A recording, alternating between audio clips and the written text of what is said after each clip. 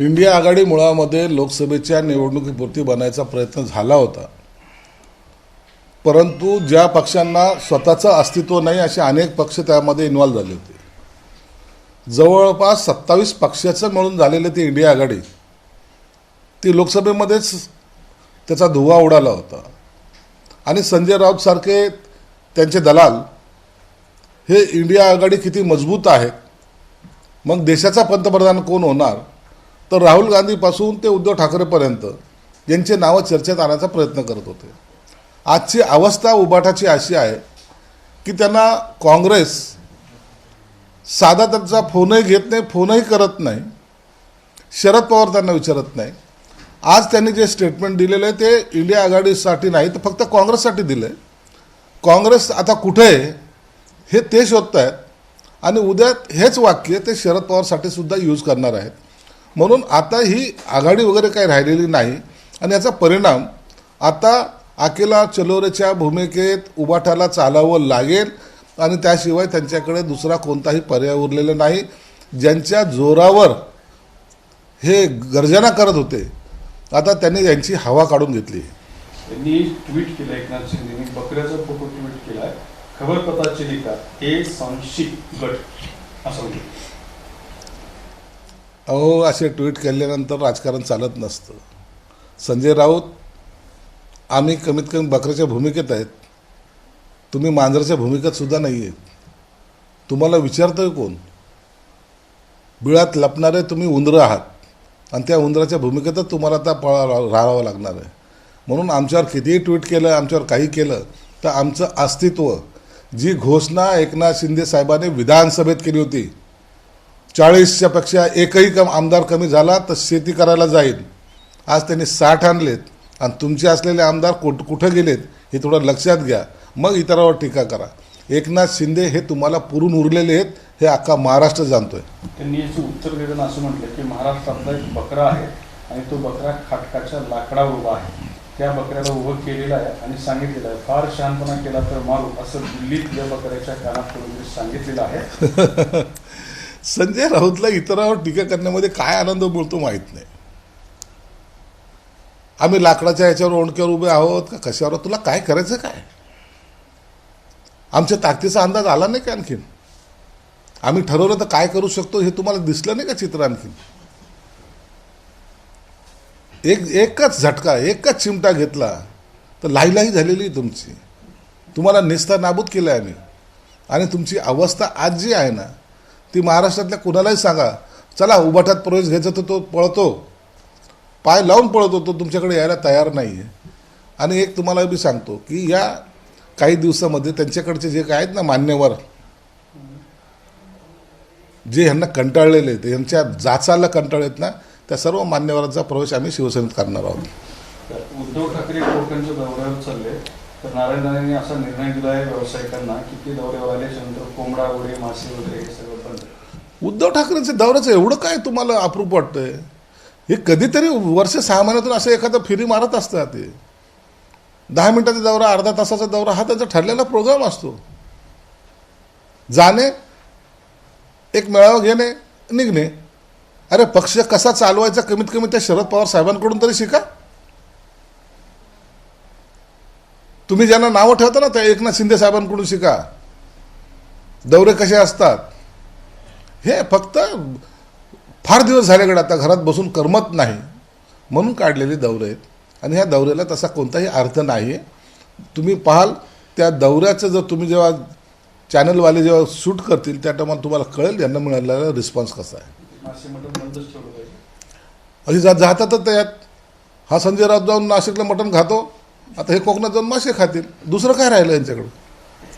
रायगडच्या पालकमंत्री पदाबाबत आज अमित शहा तटकरेंच्या घरी जेवायला, प्रश्न सुटेल का रायगडच्या मंत्रिपदाचा आणि तुमची काय अपेक्षा आहे? अमित शहा रायगडला जाऊन तटकरेच्या घरी जेवत असेल तर त्यात काही गैर नाही आहे, परंतु रायगडच्या पालकमंत्रीचा तिढा हा सुटेल आणि रायगडचा पालकमंत्री हा शिवसेनेचा असेल. नितीश राणेंनी अंबादास दादांना उत्तर देताना म्हणले की मी काही जेलमध्ये जात नाही, जेलमध्ये जाण्याचे माझे दिवस नाही, त्यांचे आणि त्यांच्या मालकाचे जेलमध्ये जाण्याचे दिवस जवळ आहेत. सगळ्या चौकशा चालू आहेत आणि अत्यंत टॉप लेवलवर चालू आहेत. अंतिम टप्प्यात आलेले आहेत. त्याचे परिणाम आता त्यांना भोगावे लागतील हे त्यांना सुद्धा समजून चुकलेलं आहे.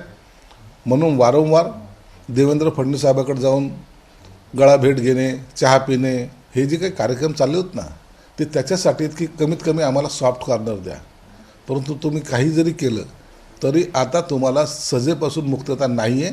तुम्हाला जेल हे तुमचं आता घर होणार आहे. कुठल्या प्रकरणात कुठल्या अनेक आहेत, अनेक प्रकरणे त्यांचे. पत्राचाळा घोटाळा आहेत, मुंबई महानगरपालिकेमध्ये झालेले घोटाळे आहेत, अनेक अनेक टेंडरचे घोटाळे आहेत.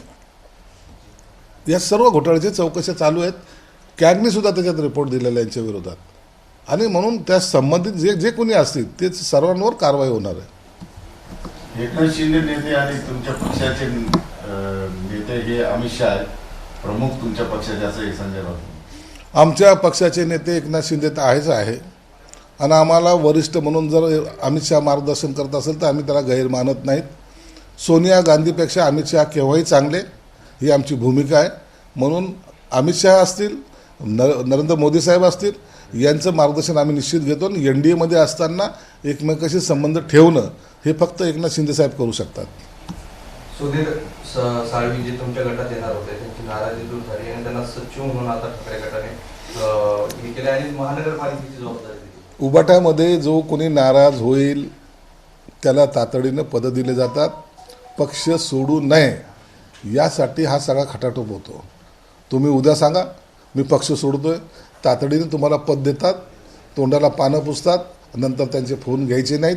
ही त्यांची मोडस ऑपरेंडसी आहे. आणि म्हणून त्यांना जरी पद दिलं असेल तरी ते मनापासून तिकडे काम करणार नाहीत. शेतकऱ्यांच्या कर्जमाफीसाठी तुमच्या घरासमोर आणि राज्यभर सगळीकडे प्रहारचं आंदोलन झालं. कर्जमाफीकडे कसं कर्जमाफी ही करायची आहे, परंतु आर्थिक अडचण सरकारची असल्यामुळे ह्या प्रकरणात थोडा ब्रेक लागला हे सर्वांना माहिती आहे. आणि शेतकरी बांधवांना सुद्धा विनंती आहे की सरकारने दिलेले शब्द सरकारही पाळेल, परंतु त्याला जो काही विलंब लागतो त्यांनी ते समजून घ्यावं. एकदमच आलेलं सरकारवर आर्थिक जी अडचण आलेली आहे त्यामुळे ही कर्जमाफी थोडी लांबते. मुंबईत पाणी टंचाईचा विषय गंभीर बनला आहे. टँकर चालकांनी संप पुकारला आहे आणि विहिरी मालकांना ज्या नोटिसा दिल्या त्यावरून सगळा हाव सुरू मिळाला.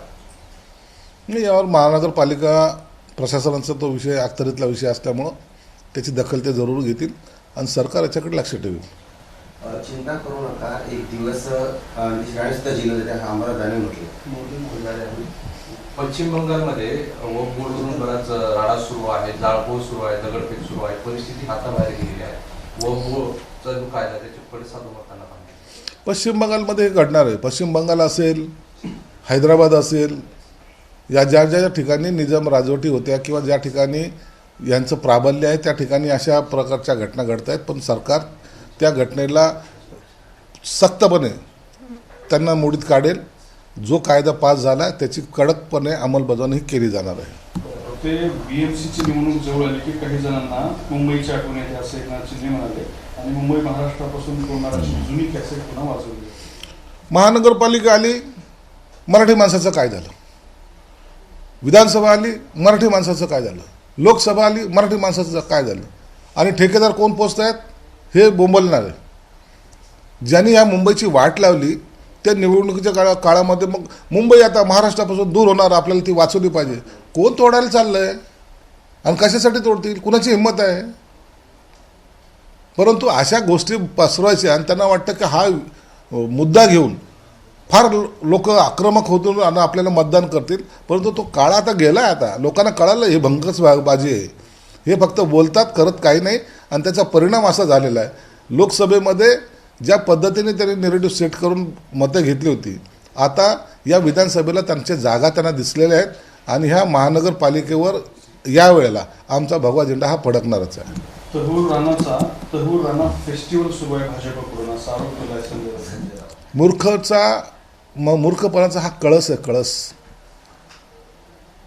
राजकारणामध्ये एखादी अशी घटना जी देशाच्या हिताची त्याच्यावर टीका करणं म्हणजे मूर्खपणा आहे. ह्या प्रत्येक भारतीयाचं स्वप्न आहे की 26/11च्या हल्ल्यामध्ये जे कोणी मृत्युमुखी पडले त्यांना शिक्षा झाली पाहिजे, हे प्रत्येकाचं मत आहे. आणि यांच्यासारखे बिंडोक लोक त्याच्यावर जेव्हा टीका करतात त्या टायमाला यांना जोड्याने पहिलं मारलं पाहिजे आणि यांना फासावर लटकवलं पाहिजे अशी भावना लोकांमध्ये तयार होते. ईश्वरी दिशेची जी मृत्यू झाला दिनानाथ मंगेशकरमध्ये, सुप्रिया सुळे म्हणतात हा मृत्यू नाही तर ही हत्या आहे. ती हत्या असेल तर त्याची चौकशी झाली पाहिजे. सुप्रिया सुळेने आक्रमकपणे पुढे आलं पाहिजे. कोणत्या डॉक्टरच्या हाताने ही हत्या झाली त्या संदर्भामध्ये आता सरकारकडे त्यांनी सुद्धा आलं पाहिजे आणि सरकारला सहकार्य केलं पाहिजे. कोणत्याही महिलेची अशा प्रकारचा मृत्यू होणं हे दुर्दैवी आहे आणि त्यासाठी सर्वांनी एकत्र येऊन जो कोणी कारणीभूत असेल त्याच्यावर कारवाई करण्यासाठी मागणी केली पाहिजे. कोरटकर जो आहे तो काल कोर्टातून जामीन मिळाल्यानंतर विमानात बसताना जो गायब झाला तो कुठे गेला सापडत शोधला. आता याचा तपास पोलिसांनी लावला पाहिजे किंवा त्याला बाहेर जाण्यापासून जर कोणी पळवलं असेल तर त्याची सुद्धा माहिती घेतली पाहिजे. चला चला तिथे तो राजेंद्र जंजाळ. एक सेकंड.